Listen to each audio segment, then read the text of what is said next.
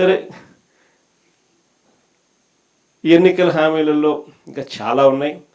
Super 6లు super 7లు పచ్చి మోసాలుగానే కనపడతా ఉన్నాయి. సూపర్ 6లు సూపర్ 7లు పూర్తిగా ఒకవైపున ఎగరగొడుతూనే మరోవైపున ఈ సూపర్ 6లు సూపర్ 7లు అన్నీ చేసేసాము అని ఏకంగా అడ్వర్టైజ్మెంట్లు ఇచ్చుకుంటా ఉన్న ముఖ్యమంత్రి బహుశా దేశ చరిత్రలో ఎవడు ఉండడేమో.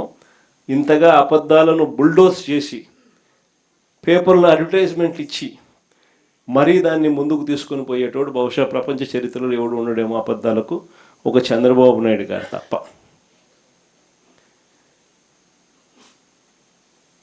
ఇదే పెద్ద మనిషి చంద్రబాబు నాయుడు గారు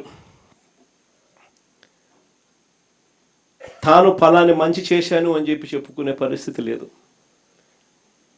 నోరు తెరిస్తే అబద్ధాలు తప్ప ఆయన నోట్లో నుంచి ఏవి కూడా ప్రజలకి 2 సంవత్సరాలలో ఫలాన్ని మంచి నేను చేశాను అని చెప్పి చెప్పుకునే పరిస్థితి లేదు. ఈ 2 ఏళ్లలో ఆయన చేసిన మంచి ఎక్కడా కూడా లేదు కాబట్టి, చెప్పుకునేందుకు ఏమీ లేదు కాబట్టి ఆయన డైవర్షన్ పాలిటిక్స్లో పూర్తిగా నిమగ్నమై ఉన్నాడు. ఏ అంశమైనా కూడా డైవర్ట్ చేయాలి, ఏ అంశమైనా కూడా ప్రజలను ఈ టాపిక్ నుంచి ఈ టాపిక్లోకి మభ్యపెట్టాలనే ఆలోచనతోనే, దిక్కుమాలిన ఆలోచనలతోనే అడుగులు పడ్డాయి.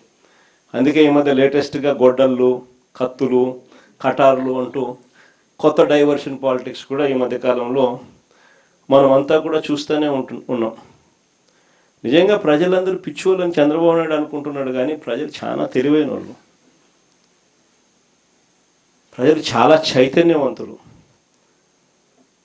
నిజంగా రాష్ట్రంలో ఏ ప్రాంతమైనా బాగుపడిందన్నా, రాష్ట్రంలో నిజంగా ఎక్కడైనా అభివృద్ధి జరిగిందన్నా, నిజంగా రాష్ట్రంలో ఎక్కడైనా పేదవాడికి 4 ఏళ్ళు నోట్లోకి వెళ్ళాయి అన్నా, ఒక రైతు బాగుపడ్డాడన్నా, ఒక అక్క చెల్లెమ్మ బాగుపడిందన్నా, ఒక పిల్లాడు చదువుల విషయంలో బాగుపడినాడన్నా, ఇవన్నీ ఎక్కడైనా జరిగాయి అని అంటే ఒక నాన్నగారి పాలనలోనే జరిగాయి. దాని తర్వాత వైఎస్ఆర్ కాంగ్రెస్ పార్టీ మీ జగనన్న పాలనలోనే జరిగాయని చెప్పి కూడా గర్వంగా చెప్పగలుగుతాను ఈ సందర్భంగా.